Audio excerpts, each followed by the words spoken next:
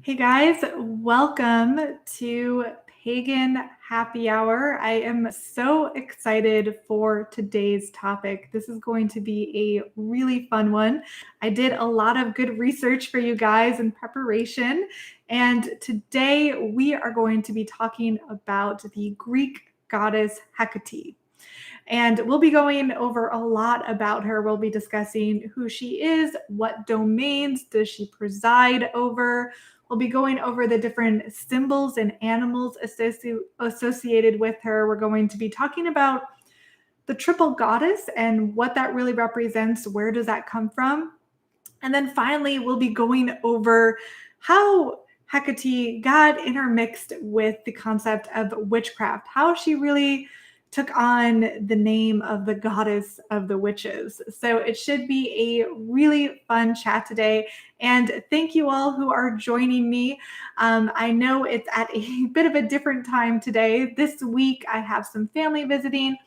This Friday. So I had to bump Pagan Happy Hour up a day, though next week it will be back to the normal schedule, which is Friday at 5 Central, 6 Eastern. And if you are new here, welcome. I do Pagan Happy Hour every week. It's a great way for me to connect with you all and to discuss a different pagan or witchcraft topic. And this is really meant to be a conversation. So I'm going to be looking over here at the comments as we go along. So I'm going to be bringing in your thoughts and ideas into the conversation as well. And if you do enjoy Pagan Happy Hour, there are two ways you can support the show. The first way is through my Patreon, which I have linked down below. If you do decide to become a patron, you gain access to my exclusive private Discord community, which is full of fellow pagans and witches. And it's just a good place to chat and share resources with other people in the community. The other great way you can support the show is through Super Chats, which is the $ button at the bottom of the chat box area. And with that, you can donate any amount and your question or comment will pop up really big on my screen. So I'll be sure to see it and bring that idea and thought into the conversation. So now that we got that out of the way, I would love to hear from you guys in the comments where you are tuning in from and what you are drinking today. So let me cue that drink music. So today I'm just having an IPA beer in my new Pagan Happy Hour mug, or I guess I should say horn. So it's pretty good. What are you guys drinking today and where are you tuning in from? So let's see. I see people chiming in from Maine, from Seattle, from Ohio, Oklahoma, Phoenix, New Jersey, Indiana, Georgia, UK, Raleigh, North Carolina, Texas, Quebec, let's see, New Jersey again, Austin, Southern Illinois, Savannah, let's see, Florida, Virginia, West Virginia. Oh, Norway, that's quite a ways away. Let's see, Oklahoma, the Sonoran Desert. Let's see, San Antonio, Alberta, Canada, Florida, Chile. So wonderful. You guys are chiming in from all over. Welcome, everyone. This is going to be a fun chat. I've been wanting to talk about Hecate for a while. She is a super fascinating goddess. So let's jump into it. And let me go ahead and turn off that drink music. And let's jump right in. So the first thing I should mention, which is something I had to look up before I began this live, is the pronunciation, because I've heard so many variations on this particular goddess's name. Now, this is a Greek goddess that we are talking about here. I pretty much figured out that the Greek pronunciation of the goddess is Hecate, so like Hecate. Though she actually appears in a lot of, in a certain Shakespearean play, and in that play, her name is pronounced differently as Hecate.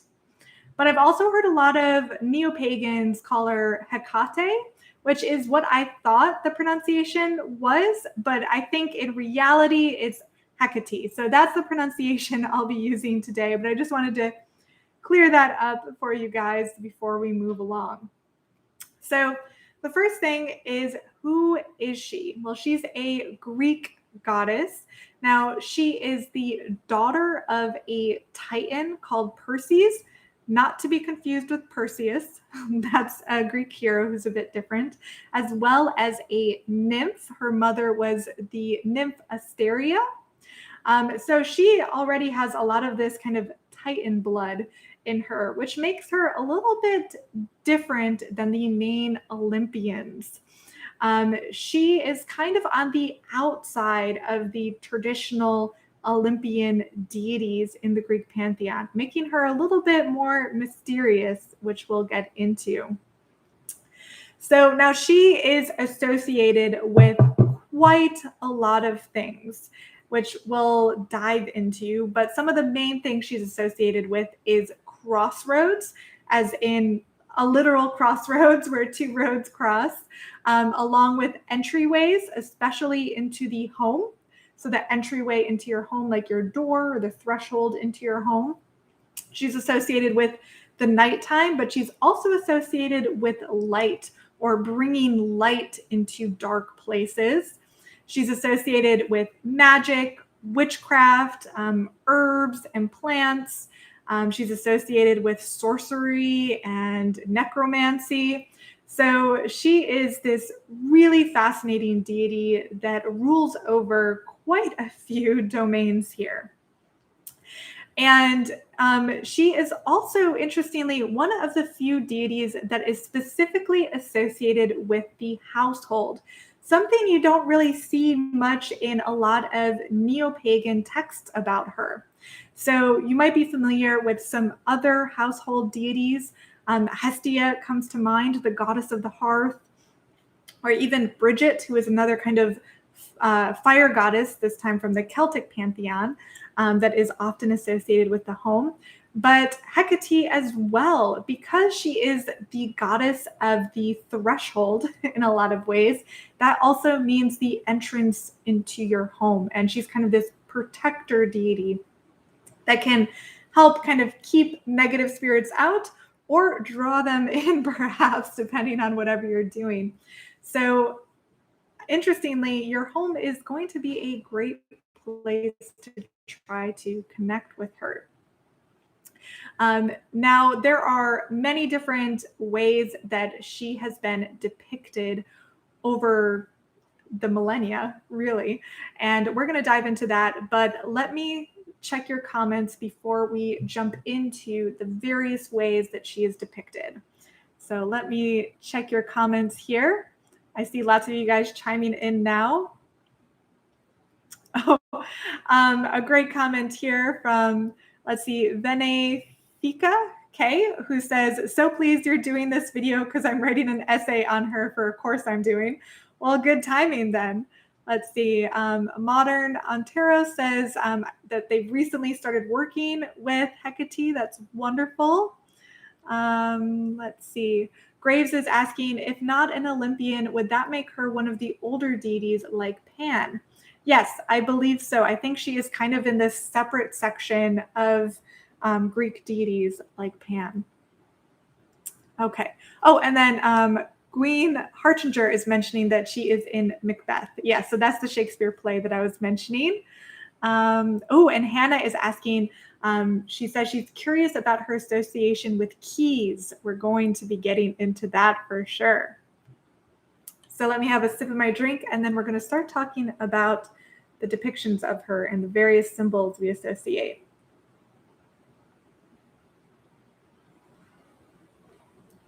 Now, probably the most interesting thing visually that you might find with Hecate is that she is usually shown in a triple form, as in 3 women. Now, it did not start out this way. The earliest depictions of Hecate feature her as just a singular woman, a single form goddess. So this transition into the three forms happened later on.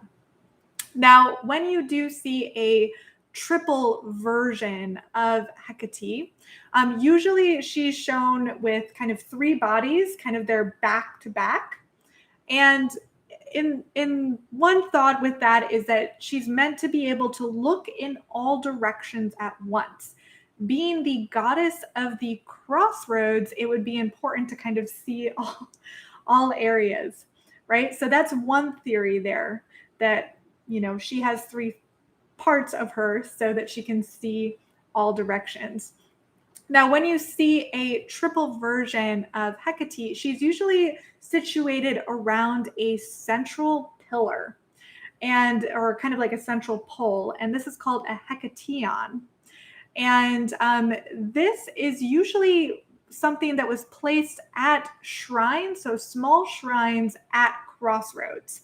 So back in ancient Greece, if you ever approached a road that was a crossroads, you might find a little shrine to Hecate there, where she would be placed on a pole or a pillar with her three parts kind of around the pole. And she was also placed with any kind of entrance to a temple or even some homes. Again, kind of bringing in the threshold concept. So that crossroads and threshold were really important for Hecate. Now, one theory that I really like here is that the reason the three-form Hecate is positioned around this central pillar is that it was originally derived from poles that were set up at intersections, or three pathway intersections, where there are three roads you could take. There would be a pole in front of each one, and the pole would have a mask on it, looking at the different directions. So can you imagine, if you were an ancient Greek traveler, how spooky that would be, especially if you're like showing up to the crossroads at night and all of a sudden you see these three masks staring at you and you have to decide what direction you're supposed to go. So that's one theory, that her kind of triple form came from both her association with the crossroads and the idea that the crossroads always had these kind of interesting masks on top of poles in the different placements. And we do have a quote here from Ovid from the 1st century AD. He says, "Look at Hecate standing guard at the crossroads, one face looking in each direction." So I think that's really interesting there, this connection to the physical crossroads spaces in life and her ability to see in multiple directions. And also, she is kind of considered this liminal goddess. Liminal is kind of an interesting word. It means these in-between spaces. Now, sometimes that can mean physical spaces, and often when we think about a crossroads, that is viewed as a liminal space. It's a space where magic can happen. Or even if you look at pictures of crossroads, or say in like fields and you see that crossroad, it gives you kind of a spooky vibe. And anytime you see a picture that kind of just feels weird in some way, it could be a picture of a liminal space. We can also think of the term liminal space in the idea of life and death, and that transitional phase kind of in between. So those moments where you are dying, you are in a liminal space. You are in between two worlds. And deities that can cross between the living and the dead, those are liminal deities. Another great one would be Persephone, for example. So any liminal goddess or god is someone who can transition between these different realms. So I think that's really neat. Her association with the crossroads is something so important.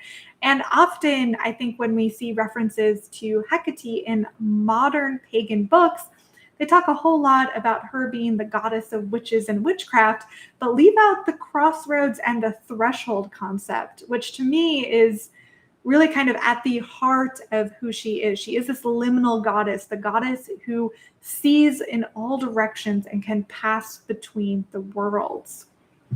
So let me check your comments here before moving into the next section here. Let's see. Awesome. Okay, let's see.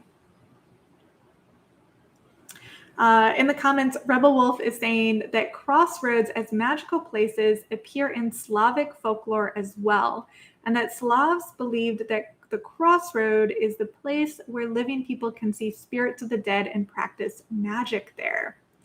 Yeah, that's interesting how universal this idea of the crossroads as a place to practice magic is. And I am very curious about this idea, right? Because if you are someone who might be interested in traditional witchcraft, and traditional witchcraft is usually witchcraft that's inspired from English magic traditions from the early modern period.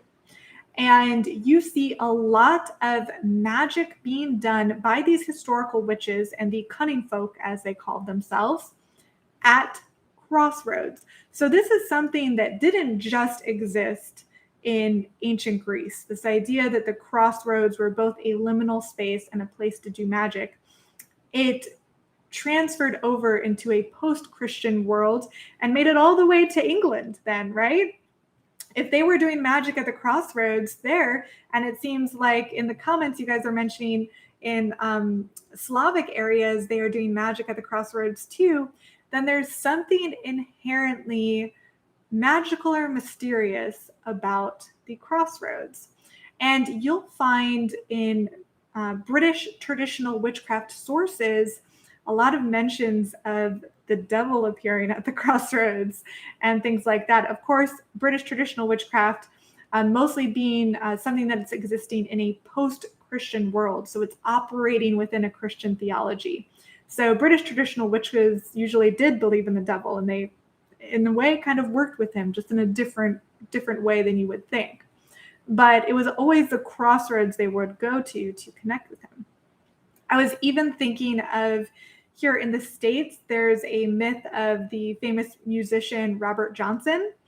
I don't know if you've heard this myth, but he was a famous early musician who was a guitarist, and it was said that he sold his soul to the devil at the crossroads, and in return he got this musical ability to play the guitar, and he then became this amazing musician. So going down to the crossroads to meet the devil is something that continued way past these ancient early Greek concepts of the crossroads being a place of magic. So there's something universal and something that transcends time and religion that has to do with the crossroads. So I just think that is really spooky and very exciting. Let me see. I see someone here mentioning Robert Johnson and that it was a crossroads in Mississippi. So if you ever happen to be in Mississippi and come across a crossroads, maybe check and see if you're alone or not. Let's see. Okay, just checking your comments here.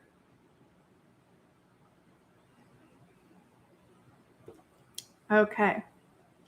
Oh, Nicole has a good point in liminal times, that she views the dawn and the dusk as liminal times and good moments for practicing magic. Yeah, that's a great point. Dawn and dusk are also considered these liminal times. Anything that is that transition zone can be liminal. Let's see. Okay. So we went over a bit about this crossroads idea and how her triple form possibly comes from the fact that there were these poles with masks situated on crossroads in ancient Greek times. Now, there are other variations of her triple form. In later, kind of more Egyptian-inspired interpretations of Hecate, sometimes you see her in a very different way. Now, this form of her is coming from texts written in the late antiquity, including the Greek magical papyri that you can look up if you're interested. And in those examples, Hecate is more Egyptian-like in the sense that she has animal heads, multiple, right? Because she's in triple form. So usually she would have one dog head, one serpent head, and one horse head. So in that way, she would kind of be more akin to how the ancient Egyptian deities looked. Though more often than not, if you're looking at actual archaeological evidence of Hecate, you're going to see statues of her as just three women. But I found that very interesting. And the idea of kind of the triple form with different animal heads is something you kind of also see in early Christianity. So I don't know if you know this or not, but if you look up biblical versions of the angels, so what the Bible, or I guess this would be the Old Testament version of angels look like, they are similar. Where in this case, it's not a triple, it's a quad deity type, where it's an angel that has four animal heads. So it's kind of all around. And in that case, the four heads that you see, the four animals, are based on the four fixed signs of the zodiac. So you have a human head representing Aquarius. You have a bull representing Taurus. You have a lion representing Leo, and then an eagle representing Scorpio. And later on, they changed those animals to represent the four Gospels of Matthew, Mark, Luke, and John. But we know that those were actually zodiac signs, probably coming from the times of antiquity. So there's this kind of neat combination, this kind of through line almost, where you have kind of triple forms of goddesses, sometimes with animal heads, sometimes not, and then earliest versions of Christianity depicting their angels in some of a similar way. So I think that's kind of neat as well. So next, let's talk a bit about some of the symbols associated with Hecate, because there are many of them. But before I do, let me check your comments and bring in any of your thoughts and ideas here. Let's see.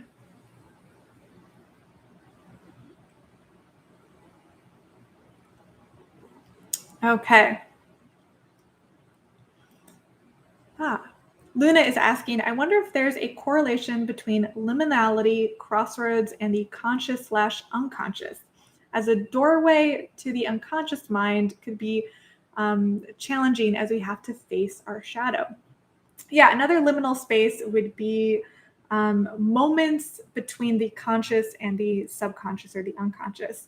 So a great example of this is sleep paralysis, if you've ever experienced it, where you are both awake and asleep at the same time, and often you're having these crazy, often spooky visions. Or another example of that would be lucid dreaming, another liminal space. So we actually can experience some of these liminal spaces during our life, which is kind of cool. So let's see. Yeah, so let's talk about symbols.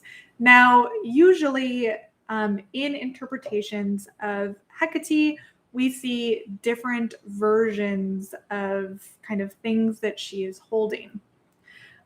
So the first thing we see pretty much mostly all the time is torches.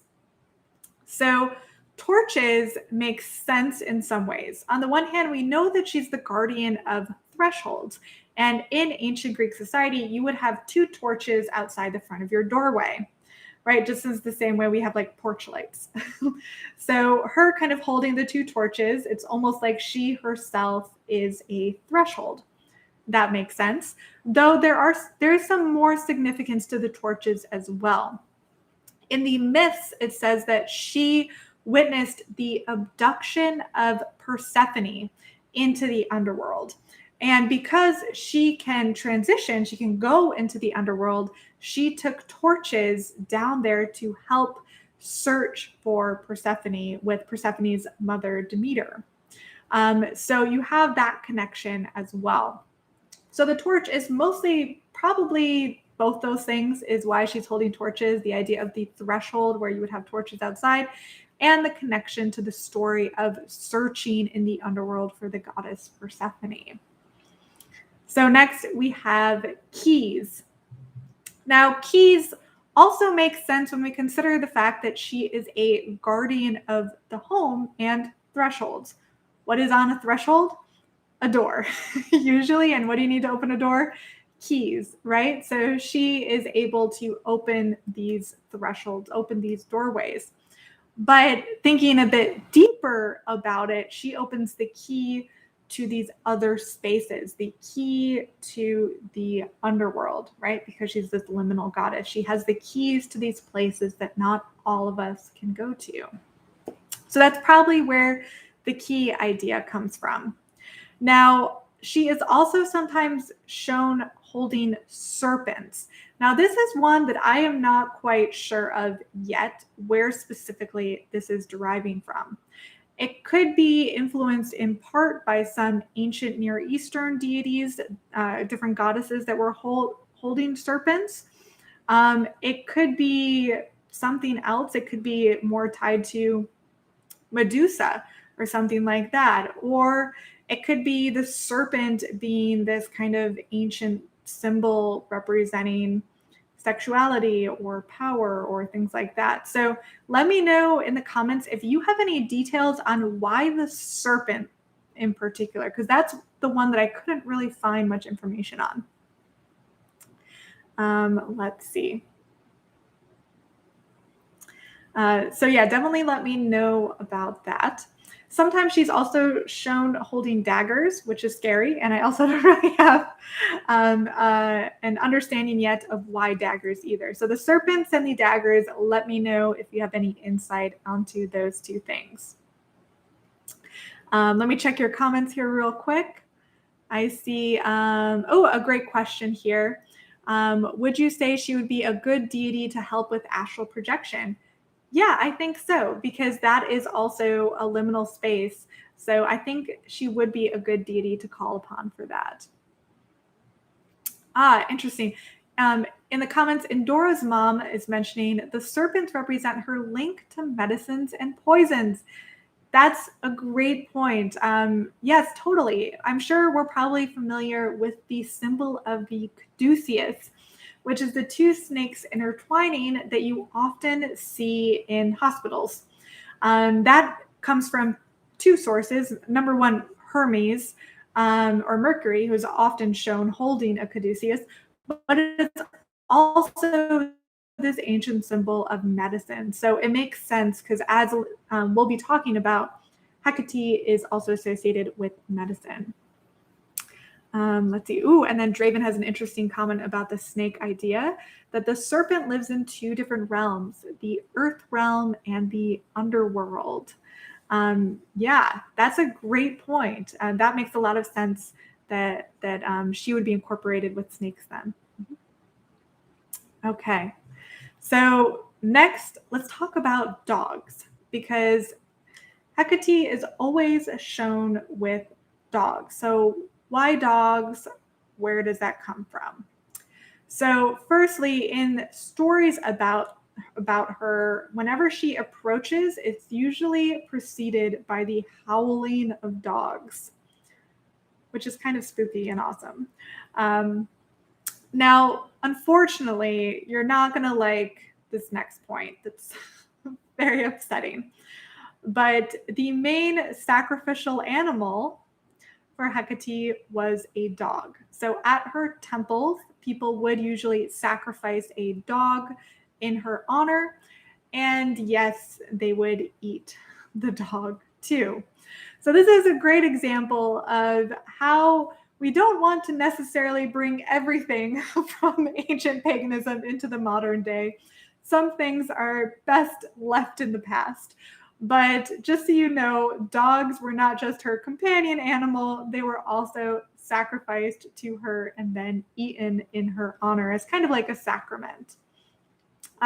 One great example of this is the Eleusinian Mysteries, which is one of the most famous and mysterious ancient Greek rituals that definitely involved calling upon Hecate, and people would sacrifice dogs during that particular ritual. So we know that dogs were definitely connected with her, but I think it's interesting to ask why. Why dogs in particular? So we know that she is one who can cross into the underworld, and we know that at the threshold of the underworld, at the threshold of Hades, is Cerberus. And Cerberus is a triple-headed dog. So right away, we see some crossover. Cerberus is kind of this triple formed entity that is the guardian of the threshold of the underworld. So it kind of makes sense that Hecate would have a dog as her symbol because she is also a guardian of the threshold and she can move between those realms and enter into the underworld if she wishes. So that's one idea. Now, it gets a little weird later on. It gets a little bit more spooky and witchy later on in depictions of Hecate, where later her dog becomes kind of associated with manifestations of restless souls or ghosts or demons that accompany her. So later on in the stories, the dog isn't really a dog, it's just a physical manifestation of these demons or ghosts or entities that follow her around. Now, there is one more lighthearted theory about the dog connection, and that is that sometimes Hecate was associated with childbirth. And dogs also were associated with childbirth in ancient Greece. So because she was occasionally, not very often, but occasionally portrayed as a mother goddess, perhaps the dog association could be her connection to childbirth. Or another pleasant theory here is that the dog is the protector of the home and will often sit and guard the threshold of the home, just as how Hecate is a goddess of the home and stands at the threshold and guards it. So there's potentially some crossover there. Now, which theory is correct? Probably a little bit of each of them is my guess. Of course, we'll never fully know because there are multiple sources saying different things from different time periods, and everything likely evolved and changed over the centuries. Let's see. Oh, Focatus has sent a super chat. Thank you so much. I can see you're enjoying the topic. That's wonderful. Cheers. I'm so glad to hear that you're enjoying this topic, and it seems like many of you guys are into this topic as well. So that's wonderful. I love getting really nerdy sometimes with you guys.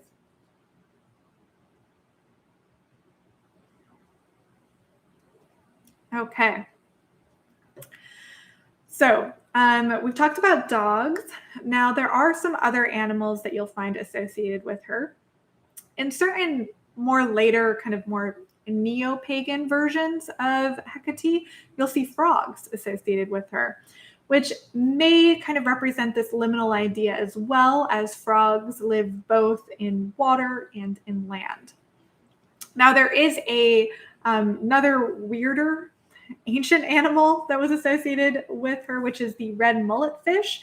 In ancient Greece, they would occasionally eat this fish, but they despised it. They thought it was unclean and gross because it was this blood red color and it would eat anything. This fish would eat a human corpse or like an animal corpse if it fell into the water, right? So it's kind of considered this unclean fish to eat, but it was still a popular food item to eat. So maybe this kind of like darker aspect of this fish, the kind of blood red color, maybe that's how it kind of got connected to Hecate. who knows? But there are other animals as well that you will occasionally see her connected with. But by far, the main one is dogs, or occasionally snakes. So let's see. Now, the next question, and this is a big question for you guys, and something I think is really important to discuss. Is Hecate the triple goddess that we know of from Wicca? Now, if you are familiar with Wicca, you have probably heard of the triple goddess. It's the goddess in her three forms. We have the maiden representing youth, the mother representing kind of pregnancy and birth and nurturing, and then the crone, the later stages of a woman's life. And this triple goddess idea is really important to Wicca. And it's something I really like. I like to think that there are these stages of womanhood that I get to go through in life and can experience in different ways. And some early members of the neo-pagan community connected this to Hecate, in particular Robert Graves, if you want to look it up. But they thought that Hecate was the original triple goddess. So the question is, how accurate is that, and how historical is the concept of the triple goddess in the maiden, mother, crone form? Well, it's complicated, like everything in paganism, right? So is Hecate kind of a maiden, mother, crone, triple goddess? To that, I would say probably not. She is not usually portrayed in three stages of womanhood. It's not like you see a youthful, a mature, and a elderly Hecate. When you do see her in her triple form, they are usually all like a woman in her 30s, for example. So we're not really seeing that kind of maiden, mother, crone concept in depictions of Hecate. But there are many different triple goddesses and many versions of triple goddesses as well. So there are many triple forms, like we have the three muses, the three graces coming from Greek paganism. We also have, from India, we have a triple form called I think it's like the Tri-Devi, which is three different Hindu goddesses. So, and we have the Fates as well. So we do have many different triple forms of women. But usually in these triple forms, you're not seeing the division where one is young, one is middle-aged, and one is old. So in none of those that I mentioned, you see that. Now there is one that does have a triple form that is most analogous to the maiden, mother, crone concept. And it's probably not one that you would guess. So that is Hera. Hera, the Greek goddess of marriage. She is occasionally, but rarely, shown in a triple form. And within this triple form, she is usually portrayed as a child, a mother, and a widow. So in that case, she's really representing the three stages of marriage more than the three stages of womanhood, because she is the goddess of marriage. So it's not quite analogous to the modern Wiccan concept of maiden, mother, crone, but it is the closest that we do have historical evidence for. So I think that's really interesting to think about. And it does get more complex than that, because there are confusions within these triple deities. For example, many people view Artemis, who is the goddess of the moon, or in the Roman time, she was called Diana. Many people also think she was a form of the maiden, mother, crone. And yes, she does kind of have a triple aspect, but it's not in that three stages of womanhood kind of concept. With Diana or Artemis, it's the goddess of the hunt, and then the goddess of the moon. And then you have this third one, which is kind of like Diana, the goddess of the underworld. And sometimes that version of Diana is Hecate. So sometimes you'll see Hecate portrayed as that third version of Diana, which is confusing because Hecate has her own 3 versions. And in fact, to get even more confusing, sometimes the first version of Hecate is Persephone. Sometimes Persephone is one of the 3 forms of Hecate. So it gets very convoluted when we think about these various triple forms of different goddesses. But overall, there isn't a direct connection between the triple goddess of modern day Wicca with triple goddesses of ancient pagan societies. Now, that doesn't invalidate the spiritual significance of a triple goddess maiden mother crone archetype, because I do think that does have inherent value and spiritual significance. It's just not really something that we saw specifically in ancient Greek society, or as far as I know, in other ancient pagan societies. So I just wanted to bring that up because so often you'll hear that Hecate or Artemis is the triple goddess. And at least in my research, I'm finding that not quite. They are triple deities, but not in the same way that that maiden mother crone concept is. So let me check your comments here, and then we will move into some more stuff here.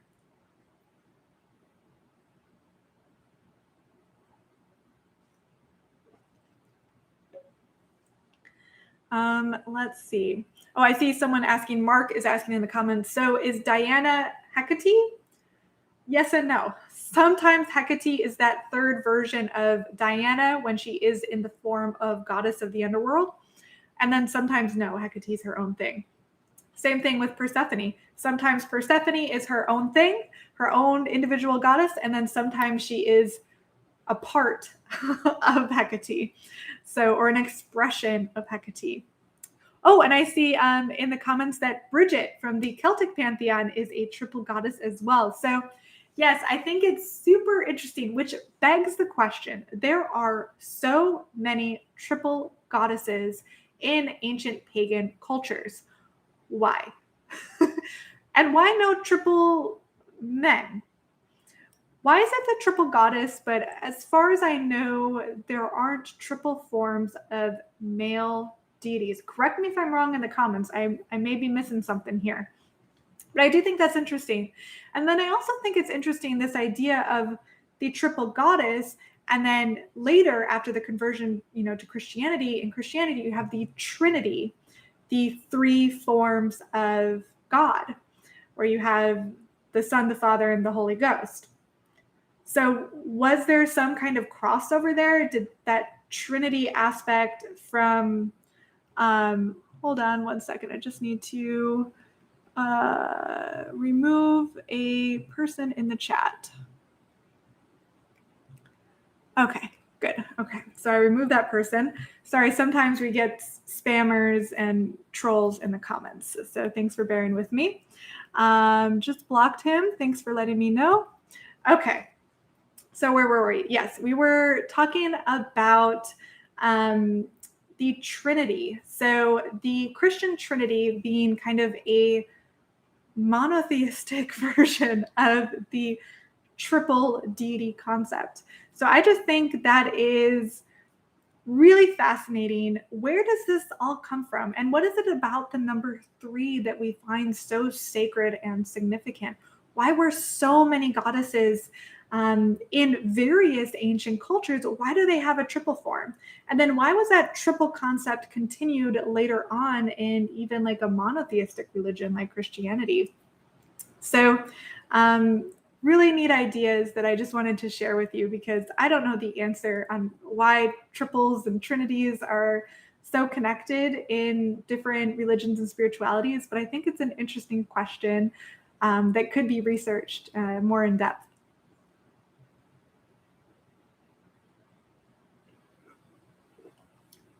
Okay.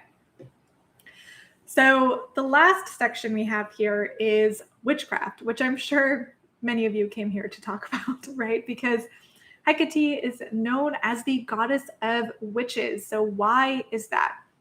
Well, that's primarily because she is the goddess of plants, certain plants at least, and herbs. Sometimes they're medicinal, sometimes they are poisons. So very witchy stuff here, right? Anytime we're talking about medicines and poisons, at least in an ancient context, we're usually talking about women or witchy women, right? And she does have certain plants that she is more associated with than others. In terms of trees, she's been associated with the oak tree, the yew tree, and especially the cypress tree.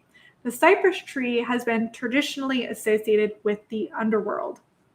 So if you are thinking about how do I connect with Hecate, finding one of those trees in your area would be a good place to try and connect with her. Or gathering some branches from one of those trees, especially cypress, if you can find one, and either fashioning a wand out of it if you are into witchcraft, or just taking a branch and placing it on your altar.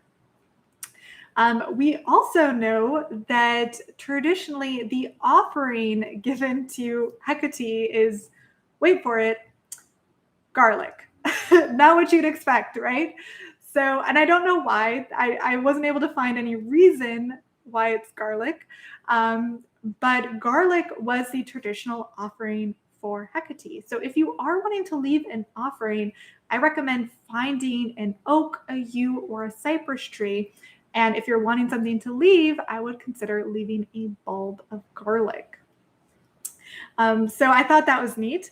And then finally, she is associated with certain psychoactive plants, such as belladonna, dittany, and mandrake, among many others.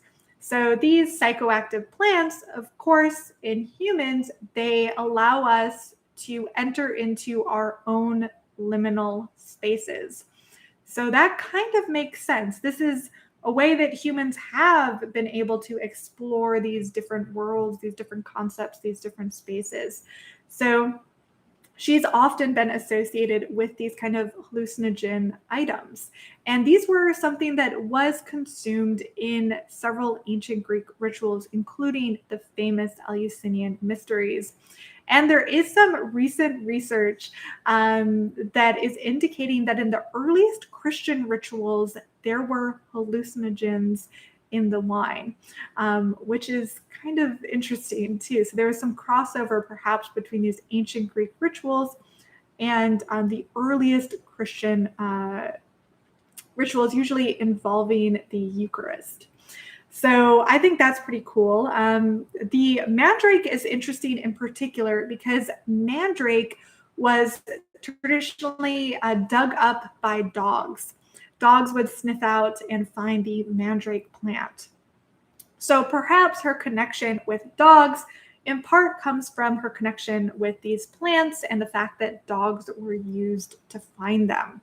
So usually, and of course I'm not telling you to do this because this is YouTube and I would get in trouble, but likely, at least in ancient Greek times, these hallucinogenic plants were consumed as part of the ritual to Hecate in order to enter into these liminal spaces and connect with her. So I think it's really interesting that she is associated with these plants, and it could be an interesting thing to research more and something I probably didn't have enough time to do, but I would be really interested in looking into how these ancient Greek societies interacted with these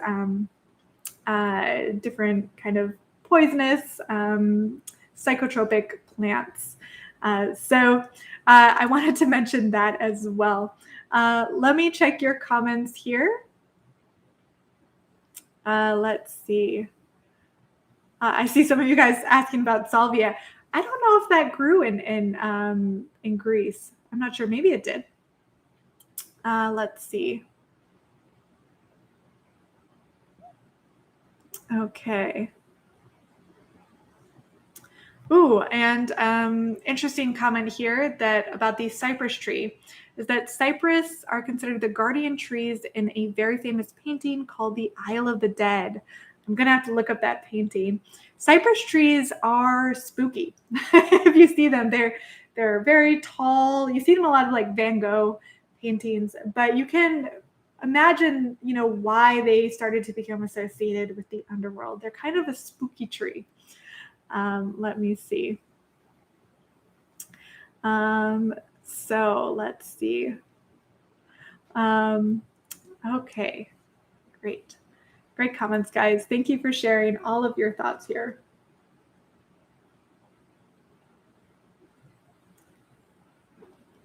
Oh, I see you guys are fascinated about the idea that garlic is her preferred offering. Let's see. Oh, we have a super chat here from FT Family Channel. Thank you so much. That says, yes, she is a very ancient goddess. She's the goddess of the underworld, the middle world, and the heavenly world as 3 faces. Yeah, she is so amazing and such an important goddess to study if you are interested in paganism, even if you're not following the Greek pantheon or the Greek gods, just because I think there is a lot of crossover here between her and the idea of the triple goddess form, the association with crossroads and magic, that anyone who is kind of interested in either witchcraft or paganism will probably find Hecate fascinating. And unfortunately, in most modern sources about her, you don't really find this kind of stuff about how she was actually worshipped in ancient Greece. And that's something that I really want to learn about in more detail, because I would love to do a recreation of an ancient Greek ritual to Hecate. I think that would be so exciting. Minus the whole like sacrificing of dogs part. Obviously, I'm going to skip over that part. No need to bring that into the modern day, but the rest of the stuff I find really neat. Let's see. Okay, just checking your comments here.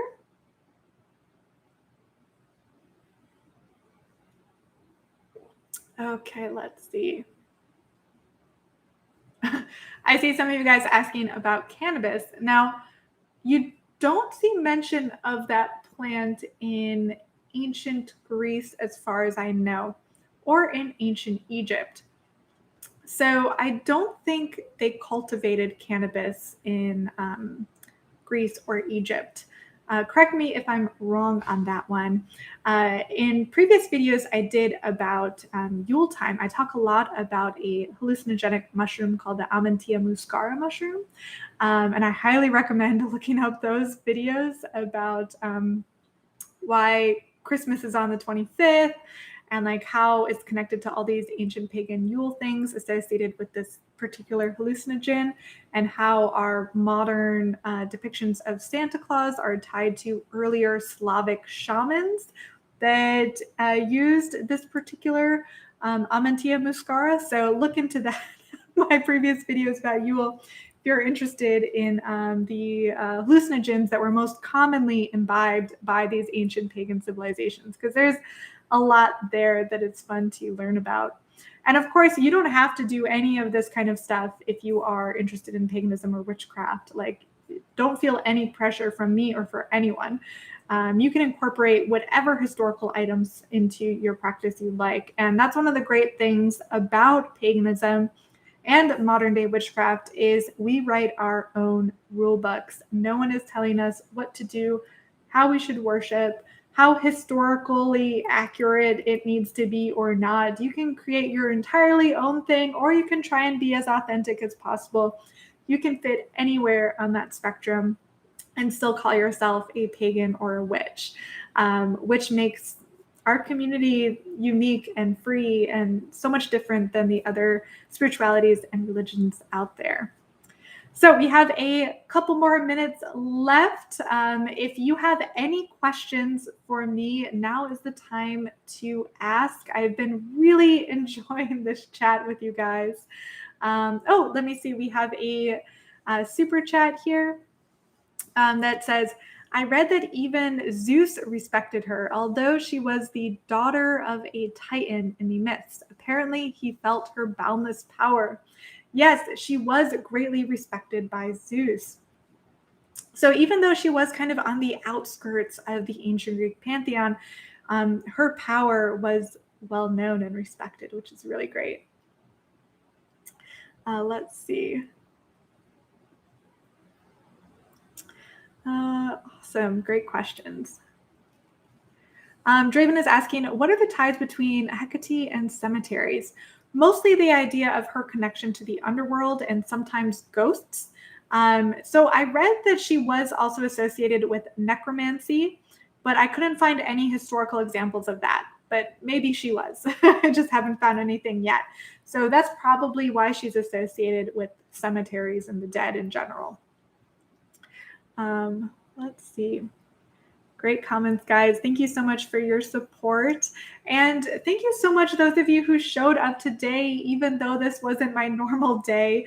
Next week, we will be back onto our normal schedule, which is Friday at 5 Central, 6 Eastern. And of course, I'll be doing a poll next Thursday, so you guys can choose the topic of that next Pagan Happy Hour. I did link below a bunch of different Samhain videos and content I've done in the past if you are getting excited for Samhain and wanting to learn more about that particular holiday. Of course, we will be doing a Samhain party Pagan Happy Hour special closer to the end of October, so stay tuned for that. Oh, and I do have some announcements coming up as well. For my tarot deck, the Key Tarot, I will be launching a Kickstarter in a couple days. So stay tuned for that. I'll share the link with you guys if you would like to support me in this tarot project. I started a new Instagram. It's called Sarah Savannah Secrets. I have the link down below. So on my normal Instagram, my Arcane Alchemy Instagram, I post all about, witchcraft and paganism and stuff like that. But I created a separate one just for day-to-day content and things connected to where I live now here in Savannah. So if you are interested in photography or lifestyle content, you can check that out there and follow me there as well. So I really enjoyed this. Thank you guys so much. Thank you so much for joining me, and I will see you all next week. Bye.